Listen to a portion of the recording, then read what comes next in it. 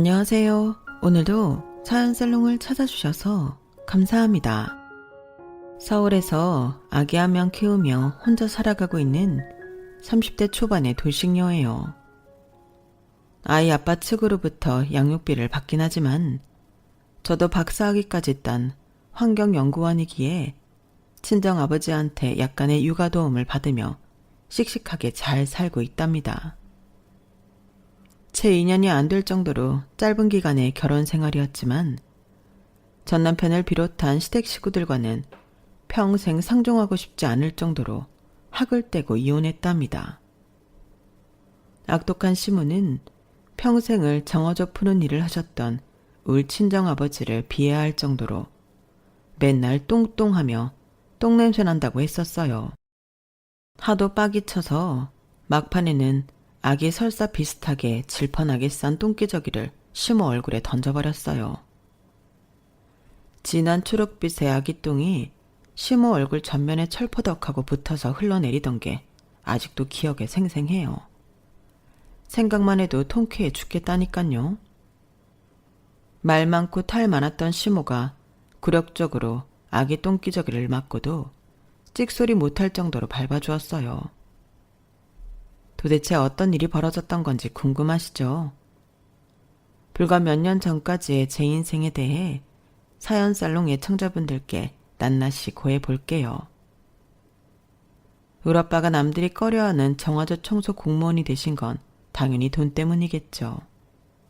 이젠 저도 연구원이 되어 따박따박 월급 받으며 생활하니 돈에 대한 간절함은 좀 덜하긴 해요.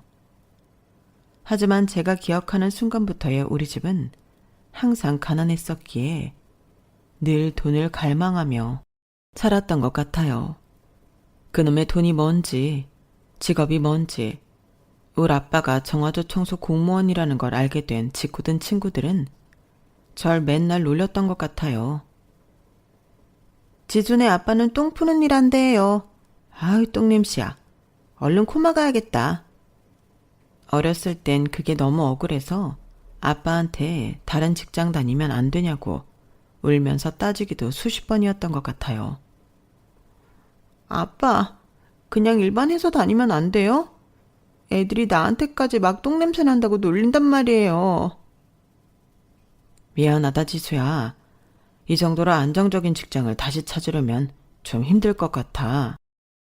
너도 크면 아빠를 이해할 수 있을 거야. 그도 그럴 것이 아빠는 어려서부터 공사판에서 막노동을 하셨어요. 조실부모하여 거의 고아나 다름없이 컸기에 중학교 중퇴 후 공사판을 전전하셨죠. 그러다가 허리를 크게 다치시고는 조금 몸을 덜 쓰면서 안정적으로 일할 수 있는 직업을 찾게 되었어요. 정화조 청소 공무원이 사실 아빠한텐 최적의 일이었는지도 몰라요. 제가 너무 어려서 철이 없었죠 뭐. 그땐 가정이 어깨에 짊어진 삶의 무게를 전혀 몰랐으니까요. 아기 한 명을 온전히 책임져야 하는 돌싱이 된 지금은 뼈저리게 느끼고 있네요. 저희 친정엄마도 흙수저이기 마찬가지였어요. 어렸을 적 엄마가 살아온 환경을 들을 때면 진짜 눈물이 나더라고요. 알코올 중독에 툭하면 할머니를 패던 할아버지는 밤에 술에 취해 비틀거리다가 강물에 빠져 돌아가셨다고 하네요. 폭군 같던 할아버지가 한순간에 돌아가시자 이제 좀 편안히 사나 싶었던 할머니에게서 말기 암이 발견돼 6개월 만에 돌아가셨다고 해요. 그렇게 엄마도 혼자가 되어 역시 외롭게 살던 아빠를 만났고 결혼식도 못 올린 채 혼인신고만 하고 절 낳으셨고요. 절 낳자마자 아빠는 바로 정관수술을 받으셨대요. 자식들에게 가난으로 인한 비참한 생활을 또 겪게 하고 싶지 않았기 때문에요. 외동딸 하나나 잘 기르자는 마음으로 부모님 두 분 다 제게 많은 희생을 해주셨죠. 엄마는 가죽공장에서 3교대로 일하셨는데 조금이라도 더 벌기 위해 야근에 야근을 더하다가 그만 졸음을 못 이기고 큰 사고가 나고 말았어요. 끔찍했던 그날이 엊그제일같이 생생하게 떠오르네요. 이제 집에 혼자 있을 수 있는 나이가 되어 새벽에 공장에 나간 엄마를 밤 늦게까지 기다리고 있었는데 집으로 전화 한 통이 걸려오더군요. 어릴 때였지만 따르릉 하던 그 전화벨 소리가 엄청나게 불길하게 느껴졌어요. 여보세요? 엄마? 김숙자 씨 따님 되시나요? 집에 아빠는 없니? 엄마가 가죽공장에서 일하다가 절단기에 손가락이 잘리셨어. 아빠 보고 빨리 병원 응급실로 와달라고 해. 보호자가 필요하니까. 네? 우리 엄마 손가락이 잘렸다고요? 엄마, 우리 엄마는 괜찮아요? 피 많이 났어요? 엄마. 그 아줌마는 우리 엄마 동료였어요.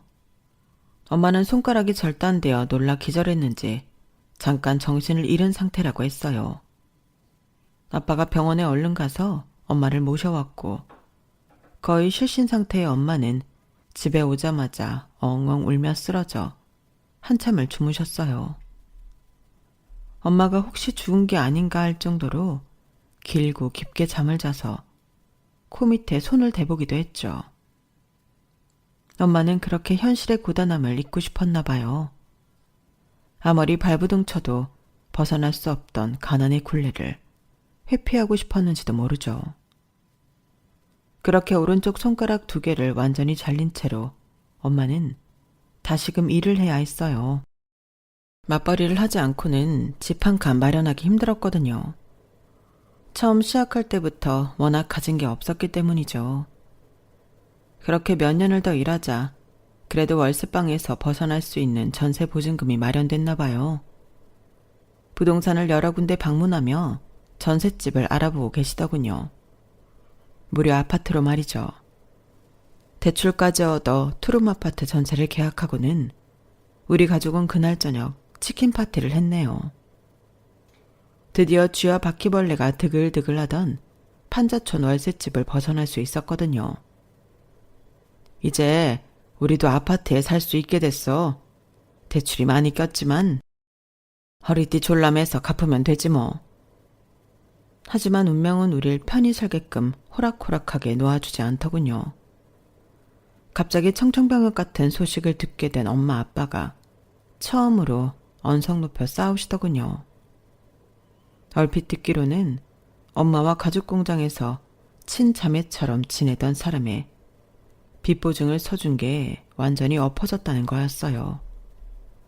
엄마가 독박으로 그 빚을 다 갚아줘야 했죠.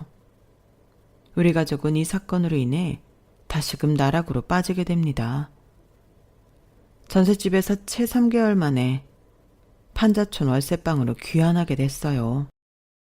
원래 살던 곳으로 가는 거니 몸이야 금방 적응을 했지만 보증을 잘못 써서 아빠와 함께 그동안 번 돈을 모조리 날린 엄마는 죄책감과 스트레스가 어마어마했었나 봐요. 엎친 데 덮친 격으로 엄마가 뇌출혈로 쓰러지고 말았죠. 엄마, 왜 여기 쓰러져 있어? 갑자기 왜 이래? 정신 차려야 해. 아빠도 없는데 무섭게 왜 이래? 엄마, 누가 우리 엄마 좀 살려줘요. 119에 실려 병원에 간 엄마는 뇌출혈이라는 진단을 받았어요. 그래도 젊은이 치료받으면 멀쩡히 걸어 나올 줄 알았던 엄마는 그 후로 단 한 번도 스스로 걷지 못하는 신세가 돼버리고 말았어요. 아빠는 제게 굉장히 미안해하면서 엄마 간병을 부탁하시더군요. 지수야, 참 미안하구나.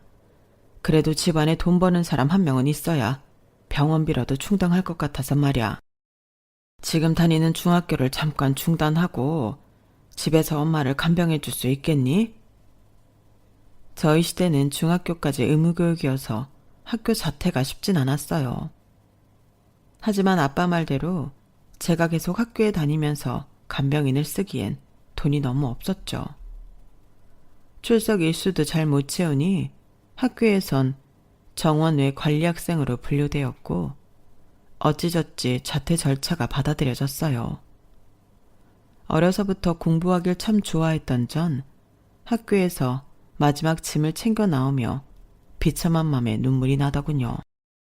그래, 지금은 학교를 관두지만 언젠간 꼭 끝까지 공부할 거야. 박사학위까지 받아서 평생 돈 벌며 공부하는 직업을 가질 거야. 다짐은 그렇게 했지만 그 당시 시궁창 같던 내 상황으론 과연 박사학위까지 딸 수 있을까 자신이 없었죠. 저만 바라보고 누워 계신 우리 엄마를 돌봐야 했거든요. 그렇게 비세고 곰팡이 가득한 판자촌 월세방에서 하루 종일 간병하는 나날이 계속되었어요. 그 동네엔 단순히 가난한 사람들만 사는 게 아니었고 인성이 개차반인 수준인 주민들도 많았어요. 그중 유독 하예나처럼 엄마와 저만 있는 낮 시간대에 우리 집에 쳐들어오려는 미친 아저씨가 있었어요. 너무 무서웠죠. 그 아저씨는 맨날 술에 쩔어 있었고 여자들만 있는 집이란 걸 다 알고 있었어요. 야, 이 기집년아, 문 열어. 조그만 게 어른 말을 안 들어? 더운 여름에 물 한 잔 달라는 게 그렇게도 어려운 부탁이더냐? 같은 이웃 주민끼리 서로 돕고 살아야 하는 거 아니냐고. 맨날 공포에만 떨고 있었는데 그날은 안 되겠다 싶어 경찰을 불렀고 그 미친놈은 연행돼 갔어요. 그런데 어쩐 일인지 바로 풀려났다더군요. 그날 이후로는 신고했다며 더 꼬장을 부려댔어요. 그날은 아빠가 정화조 청소일을 잠깐 쉬던 휴일이었는데 이 소리를 들은 아빠는 엄청나게 화를 내며 문으로 향했어요. 그 미친 아저씨를 대면하고는 둘이서 삿대질을 하며 싸우기 시작했죠. 당신 뭔데 내 와이프랑 딸내미 있는 평일낮에 우리 집에 쳐들어오려는 게요? 대체 뭔 수작을 부리려는 줄 모르겠지만 계속 이러면 내가 진짜 콩박 매겨버릴 거야. 뭐 이 새끼야? 너 지금 내가 무슨 중범죄라도 저지르려고 했다는 거야 뭐야? 증거 있어? 증거 있냐고. 전 말리고 싶었지만 커다란 두 남자가 급기야 서로를 밀치며 싸우는 게 좀 무서웠어요. 그러다가 우리 아빠가 민 게 아니라 술에 취해 꽐라가 된 그 아저씨가 본인의 몸을 가누지 못한 채 뒤로 나자빠져 버렸어요. 하필 그곳에 뾰족한 돌덩이가 솟아 있었고 머리를 찧어 피가 나더군요. 119를 불러 병원에 바로 데리고 갔지만 너무 어이없게 그 아저씨가 사망하고 말았어요. 아빠는 경찰에 바로 연행되었죠. 저도 경찰에 쫓아가 경찰관들에게 적극적으로 어필했어요. 제가 봤어요. 우리 아빠가 밀지 않았어요. 그 아저씨가 술에 잔뜩 취해 몸을 가누지 못하고 혼자 뒤로 넘어진 거예요. 경찰관님들, 제발, 제 말 좀 믿어주세요. 네? 둘이 싸운 게 분명한데 서로 밀치다가 피해자가 사망한 게 당연지사 아니겠냐? 네 아빠 감싸고 도는 거 내 모를 줄 알아? 네 진술은 신빙성이 전혀 없다. 에이, CCTV라도 있으면 수사하기 편했을 텐데 말이야. 결국 아빠는 피해자를 밀쳤다는 누명까지 신채로 진역을 살고 말았어요. 아빠가 감옥에 들어가고부턴 저와 뇌출혈 걸려 누워 계신 엄마는 그동안 모아놓으셨던 현금으로 겨우겨우 살아야 했어요. 산 넘어 산. 진짜 첩첩산중인 느낌이었어요. 완전히 안개가 자욱해 한 치 앞도 안 보이는 그런 높다란 산맥을 계속 넘어야 하는 그런 상황이었죠. 그 누구 하나 도움의 손길을 뻗어주는 사람이 없더군요. 세상이 야속하고 또 야속하게 느껴졌어요. 불행의 정점을 찍는 일이 또 터지더군요. 뇌출혈로 거의 식물인간 상태가 되어 누워 계시던 엄마를 진짜 몇 년 만에 병원에 모시고 가서 진료를 받았는데 암이 발견된 거예요. 눈앞이 노래졌죠. 아빠는 감옥에 가 있는 상태고 아직 미성년자인 나 혼자 이 모든 걸 감당하고 있는 와중에 말기 암이라니. 솔직히 어디론가 숨어버리고 싶은 심정이었어요. 김병에 장사 없다고 엄마 욕창 안 생기게 이리 움직이고 저리 움직여주고 때 되면 죽 만들어 먹여드리고 대소변 수발까지 다 들었는데 이제 와서 말게 암이라니. 난 엄마가 깨어나기만을 바랬는데 엄마와 할 시간이 얼마 남지 않았다니. 앞으로 엄마의 암 치료까지 나 혼자 어떻게 진행할 것이며 그 돈은 또 어디서 충당할 것인지 머릿속이 복잡해졌죠. 그런데 말기암 판정을 받고 엄만 3개월 만에 무정하게 돌아가시고 말았어요. 어쩐지 그 전부터 살이 무서운 속도로 빠지시더니 나중에 돌아가시기 직전엔 거의 피골이 상접해서 해골 수준이었죠. 엄마, 나 엄마 똥기저귀 계속 갈 수 있어. 이렇게 가버리면 난 어떡하라고. 아빠도 없는 이 집에서 나 혼자 어떻게 살아. 너무 무서워. 세상이 무섭다고. 몇 년간의 간병이 지치기도 했지만 막상 돌봐왔던 엄마가 돌아가시니 너무 무서웠어요. 아빠는 한 1년은 더 있어야 감옥에서 출소할 수 있었고 그때까진 이 집에서 나 홀로 살아남아야 했으니까요. 하지만 어쩌겠어요. 개똥밭에서 굴러도 저승보단 이승이 낫다고 잡초처럼 다시 일어나 살아야 했죠. 바로 집 근처 편의점 알바자리를 잡았어요. 다행인지 어쩐지 그곳은 장사가 잘 안 되던 편의점이어서 시간이 많이 남더군요. 그 시간을 활용해 다시 공부해야겠다는 생각이 들었어요. 원래 공부머리는 있었던지라 1년 만에 중고등 검정고시를 모두 통과했죠. 그리고는 바로 수능 준비에 돌입했는데 그 다음에 수능에서 운 좋게도 스카이 대학 중에 한 곳에 자연계열에 합격한 거 있죠. 기적과도 같은 일이라고 생각했어요. 항상 좌절과 시련만 가득했던 내 삶에 한 줄기 빛이 들어오는 느낌이었어요. 물론 내가 노력해서 시험 점수가 잘 나온 거였지만 신이 드디어 나에게 기회를 주는구나 싶었어요. 온 세상으로부터 선물을 받은 느낌이었죠. 다행히 합격 통보를 받았을 때 아빠는 출소한 상황이었어요. 합격의 기쁨을 아빠와 함께 했죠. 아빠, 나 드디어 대학 갈 수 있게 됐어. 다 아빠 덕분이야. 지금까지 밀어줘서 고마워요. 앞으로 열심히 해서 내가 나중에 아빠 먹여 살릴게요. 아니다 지수야. 무슨 말이니? 네가 능력 없는 엄마 아빠 때문에 고생이 많았지. 어린 나이에 산전수전 겪은 거 생각하면 감옥 안에서도 잠이 안 오더라. 아빠 다행히 정화조일에 복직이 됐어. 완전히 정규직은 아니고 옆에서 보조 업무긴 하지만 감옥까지 갔다 온 날 받아준 게 어디니? 아빠가 너 박사까지 딸 수 있게 끝까지 밀어줄게. 이제 원 없이 공부해봐. 스카이 이과를 다닌다고 하니 과외 알바도 수월하게 구할 수 있었어요. 성인이 됐으니 내 앞가림은 내가 해야겠다는 생각에 모든 비용을 스스로 충당하기 위해 더욱 열심히 살았죠. 지금 생각해보니 하루하루 꽉 채워 살지 않은 날이 없네요. 그랬기에 제가 삶에 후회가 없나 봅니다. 매 순간 최선을 다했기에 후회할래야 할 수조차 없는 거죠 뭐. 그렇게 박사학위까지 쭉 마쳐야겠다는 일념으로 학사를 3년 만에 조기 졸업하고 석사를 따고 연구실에서 일하며 박사과정을 밟고 있었어요. 같이 연구하던 선배 언니가 어느 날은 절 물끄러미 바라보며 한마디 하더군요. 지수야, 넌 숨 좀 쉬고 살아라. 네? 언니 그게 무슨 말이에요? 인간이 숨 안 쉬면 어떻게 살아요? 충분히 숨 쉬며 살고 있는데 왜요? 호흡이 딸려 보여요? 아니 바보야. 네 얼굴이면 외모가 완전 연예인 뺨치게 생긴 거 알고나 있는 거냐? 경주마처럼 앞만 보고 전력 질주하지 말고 네 주변을 한번 봐봐.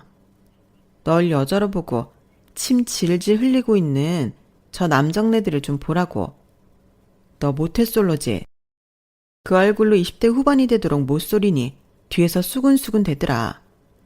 혹시 취향이 레즈냐고. 삶에 여유를 좀 갖고 연애도 하고 숨 좀 쉬고 살라고 이 바보 맹추야. 누가 나보고 레즈래요. 못소린 건 맞지만 취향이 그쪽은 아닌데? 사람들 반응 참 재밌네요. 사실 남녀공학인 대학에 입학하면서부터 남자들의 끊임없는 대시는 있어 왔어요. 하지만 눈 하나 끔뻑 안 했죠. 당장 알바를 4개씩 뛰어서 등록금과 제 생활비를 벌어야 했고, 아빠와 함께 아파트 전세라도 들어가려면 보증금을 마련해야 한다는 생각뿐이었거든요. 또 한편으론 공부 욕심이 있으니 박사학위까지 최대한 빨리 따서 안정적으로 연구원 생활을 하며 월급을 받고 싶었죠. 이 모든 걸 효율적으로 진행하려면 제 인생에 연애나 남자친구가 끼어들면 안 됐거든요.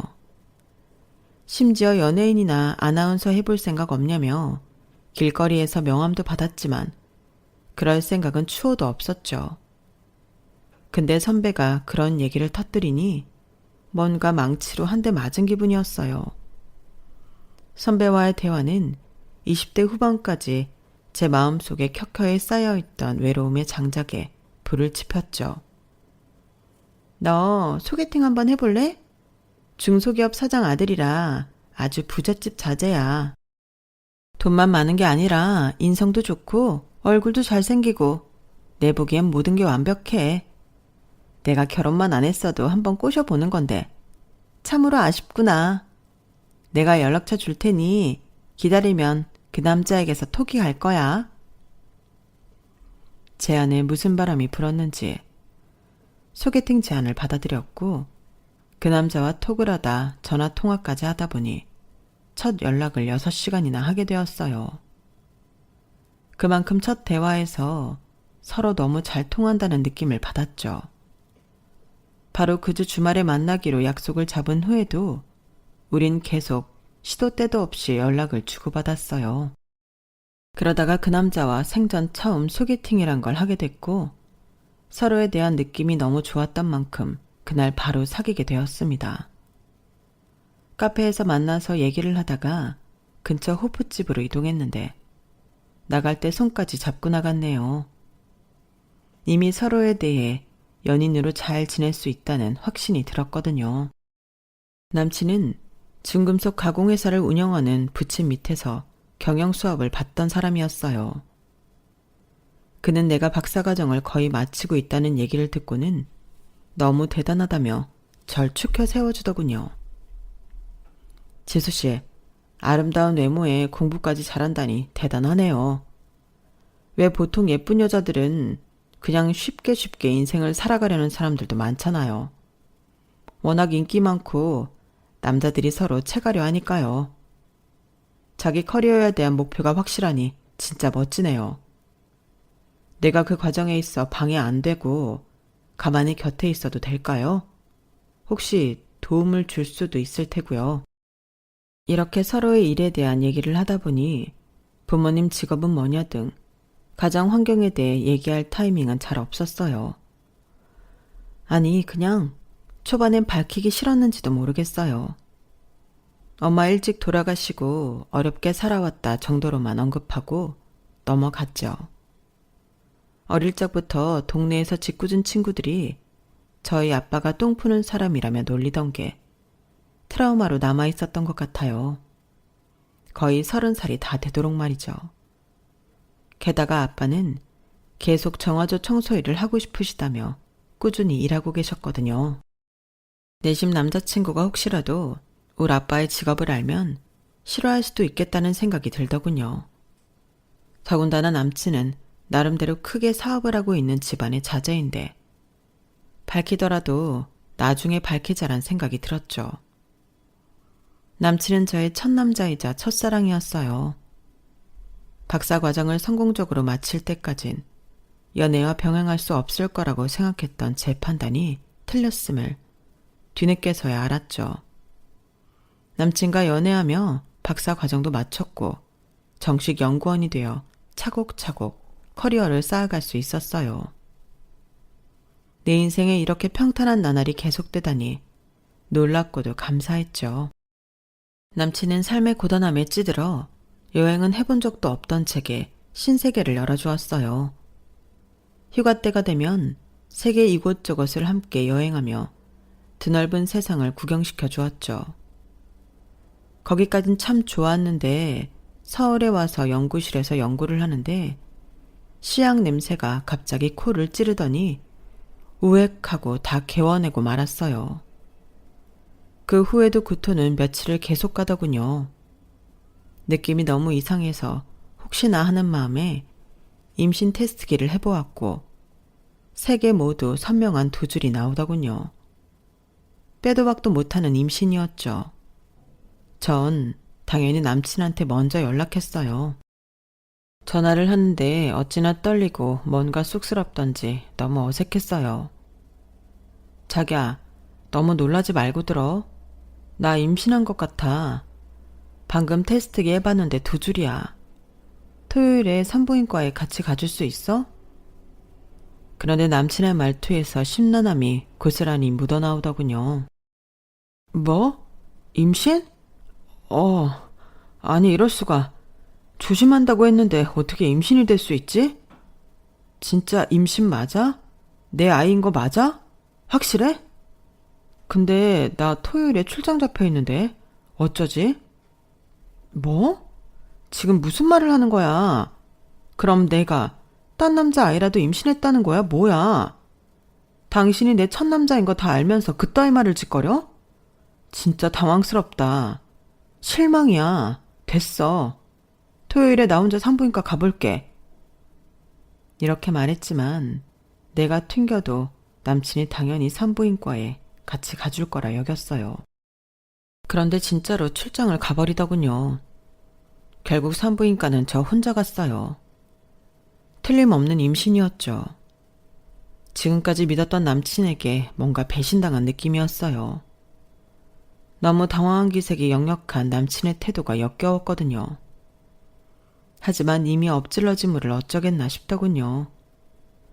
남친이 나와 결혼을 안 하게 되더라도 나 혼자 이 아이를 낳아 키우고 싶다는 생각까지 했거든요. 다행인지 어쩐지 출장에서 돌아온 남친은 한아름 꽃을 사들고 저희 집으로 찾아왔어요. 맘 같아선 싸대기라도 한 대 치고 싶었지만 임신한 마당에 마음이라도 곱게 가지자 싶었죠. 내 뱃속의 아이를 위해서라도 말이에요. 지수야, 정말 미안해. 내가 이런 일은 처음이라 너무 당황해서 횡설수설했었어. 얼른 양가 부모님께 인사드리고 결혼하도록 하자. 일단 우리 부모님께 말씀드릴 테니 당장 다음 주 월요일 퇴근 후 뵙도록 하자. 남친의 부모님을 당장 내일 모레 만나려고 하니 긴장이 되더군요. 제가 지금껏 살아온 환경을 솔직하게 고하기도 참 자신 없었고요. 그래도 내 뱃속의 아기를 위해 용기를 내어 예비 시부모님을 식당에서 뵀죠. 아니나 다를까 절 싫어하는 티를 팍팍 내시더군요. 아주 예의 없이 말이죠. 야, 너 이리 와봐. 아, 뒷골 땡겨. 네 인연. 감히 임신 공격으로 우리 귀한 아들의 앞길을 막어? 애 하나 만들어 오면 우리 집안에 커져 입성할 줄 알았냐?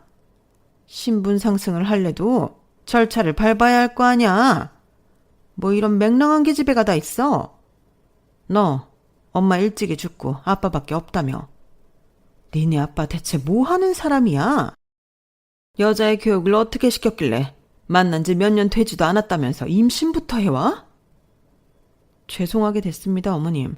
하지만 제 뱃속에 소중한 아이가 다 듣고 있을 텐데 말씀 좀 가려서 해주시죠. 저희 아버지는 정화조 청소 일을 오랫동안 해오고 계십니다. 아빠 직업을 밝히자 그 사실을 그때 처음 알게 된 남친도 엄청 놀라는 눈치였어요. 예비 시모와 시부가 놀라 자빠지는 건 당연했고요. 뭐라고? 청화조 청소일이면 똥 푸는 일 말이냐? 몇십 년간 똥 푸는 일에서 널 키웠단 말이야? 아, 여보, 나 쓰러질 것 같아요. 나 좀 부축해줘요. 엄마, 미리 말씀 못 드려 죄송해요. 나도 예비 장인어른 직업은 처음 들었네. 그래도 열심히 사시는 분이라니 그냥 넘어가면 안 될까요? 야, 박희철. 너 내가 얼마나 귀하게 키웠는데. 너한테 들어간 돈이 얼마며 네가 우리 회사를 물려받아야 하는데 어디서 똥냄새 풀풀 풍기는 장인을 들이겠다는 거야? 안 돼. 야, 너 애기 때 당장 중절 수술 받고 헤어지란 말이야. 여보, 얼른 집에 갑시다. 더 이상 얘네 말 듣기도 싫으네요. 그렇게 예비 시부모는 서둘러 자리를 떠나더군요. 저는 그렇게 모욕당한 것에 화가 엄청나서 남친에게 선포했어요. 나 이 결혼 못하겠어. 이 아이는 나 혼자 낳아서 키울 거야. 이제 정규직 연구원도 됐겠다. 못할 것 없지. 자기 집에 당장 똥 안 풀면 어떻게 살 거야? 정화조 청소 담당은 반드시 있어야 하는 직업이야. 우리 아빠가 사기를 쳤어 뭐랬어?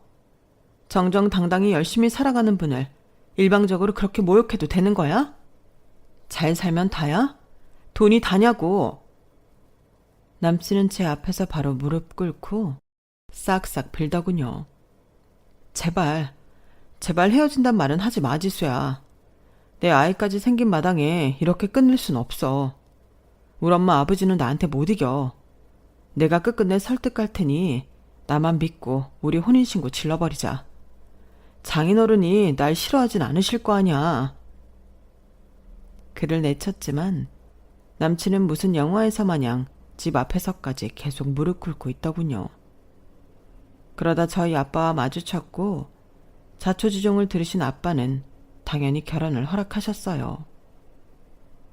지수야, 애기까지 생긴 마당에 마음 좀 여유롭게 쓰자꾸나. 아빠는 세상 사람들의 그런 반응에 이미 익숙해. 아무렇지도 않다고. 결혼해서는 박서방이 시댁과의 중간 딸이 역할 제대로 해준다고 하니 믿어보자. 얼른 상견례 날짜 잡아라. 아빠가 사돈어른들 직접 뵙고 잘 말씀드려 볼 테니. 그렇게 찜찜한 마음을 안고 결혼을 계속 진행했어요. 상견례 날짜를 잡으려 했지만 그쪽 시부모들은 상견례 자체를 거부했어요. 똥푸는 사돈을 만나고 싶지도 않다는 거였죠. 대신 엎질러진 물이고 아들이 강력히 원하니 그냥 혼인신고하고 시댁에 들어와서 살라고 했다더군요. 정신없이 휘몰아치는 상황에 대체 어떻게 해야 좋은 판단인지 전혀 가늠이 되지 않았어요. 그냥 단순해지기로 했죠. 그래, 뱃속에 우리 아기만 생각하자. 그렇게 혼인신고를 하고 일단 배가 불러올 때까진 연구소에서 계속 근무하기로 했어요. 그때 제게 소개팅을 주선해줬던 연구소 선배 언니가 어두운 표정으로 귀뜸을 해주더군요. 지수야, 우리 연구실에서 어떤 신문사로부터 환경오염 조사를 의뢰받았는데 그게 글쎄 희철 씨네 집안 회사 근처 강인 거 있지? 그 회사 오염수 방류에 대해 예전부터 문제가 좀 있었나 봐. 나도 지금에서야 알았네. 그 신문 기자가 슬쩍 나한테 털어놓기를 그 회사 비리가 엄청 많다네. 오너들의 인격이 개차반이라 직원들한테 노동법 어긴 사안도 수십 가지고 말이야. 무슨 깡인지 기자들한테도 막대하게 일쑤여서 기자들이 아주 벼르고 있다네. 나도 처음 듣는 얘기라 듣는 내내 소름이 돋는 거 있지? 희철 씨랑은 요즘도 잘 사귀고 있어? 만일 조금이라도 수틀리면 그냥 헤어지는 게 나을 것 같아. 내가 소개팅 해주고 이런 얘기를 하다니 나도 참 못났네. 그런 얘기를 듣자마자 전 얼음이 되고 말았어요. 지금 그 집안의 가업을 물려받을 남자의 아이를 임신한 채로 혼인신고까지 다 끝낸 마당에 안 좋은 소식을 듣게 되다니 어찌할 바를 모르겠더군요. 언니, 그 신문 기자님 연락처 좀 알 수 있을까요? 대체 어떤 문제들이 있는지 내가 좀 알아야겠어요. 그렇게 전 해당 신문 기자를 만나서 모든 얘기를 다 들을 수 있었어요. 제가 그 집안 자제와 곧 결혼할 사람이라고 하니 순순히 다 말해주더군요. 그 집안 조심하셔. 언제 어떻게 사람 등질지 모르는 족속들이니. 기자로부터 마지막 조언을 듣고는 헤어졌어요. 그리고는 현재 살고 있는 시댁으로 가야만 했죠. 강남의 대저택이었지만 제겐 지옥으로 들어가는 문같이 느껴졌어요. 제가 짐을 들고 시댁에 들어갔던 순간부터 시모는 모든 살림을 제게 다 시키고 온갖 구박이며 모욕을 주더군요. 그렇게까지 제게 세게 나온 이유를 머지않아 알게 되었죠. 시모와 시부가 저 몰래 하는 얘기를 엿들었거든요. 아, 저 기집애를 못살게 굴어서 제발로 이 집에서 이혼 선언하고 기어나가게 만들어야겠어요. 내 전략 어때요, 여보? 악마의 속삭임 같더군요. 기어코 이혼을 종용하던 시모가 사람같이 안 보였어요. 그 이후로도 맨날 똥냄새가 어쩌고 하면서 제게 모욕을 주기 일쑤였죠. 아, 야, 환기 좀 시켜라. 똥 푸는 집안 딸을 며느리로 들였더니 여기저기서 구린내가 진동을 하는구나. 동네 창피해서 원. 친척 어른들이 니네 아버지 직업, 집안 얘기, 출신 성분 다 모르니까 혹시라도 입 뻥긋하지 말아라. 알았냐? 저희 아빠 직업이 그렇다고 상견례도 안 하시고 얼굴 한번 본 적 없으시면서 뭐 맨날 똥냄새 난다고 그러시는 거예요. 이제 만삭인 며느리한테 그렇게 스트레스 주고 싶으세요? 어머님이 저 이혼시키고 싶어 한다는 거 잘 알고 있어요. 그게 시어머니로서 가당키나 한 일인가요? 당최 이해가 안 되는 건 바로 어머님이라고요. 시댁에 얹혀 살면서 맨날 이렇게 부딪혔지만 정작 남편은 회사 일 바쁘다며 방패막이는커녕 집에도 잘 안 들어오더군요. 나와 왜 결혼을 그렇게 하고 싶어 했는지 미스테리였죠. 당신, 회사에 당신 방이 있는 건 알고 있지만 집엔 왜 안 들어오는 거야? 만삭이라 이제 회사에 휴직계까지 넣고 오늘 내일 하고 있는 사람 쳐다도 안 보는 건 무슨 심보야? 대체 왜 나랑 혼인신고하고 싶어 한 거냐고, 왜? 아, 이렇게 맨날 불평불만투성이니 너랑 대화하고 싶겠니?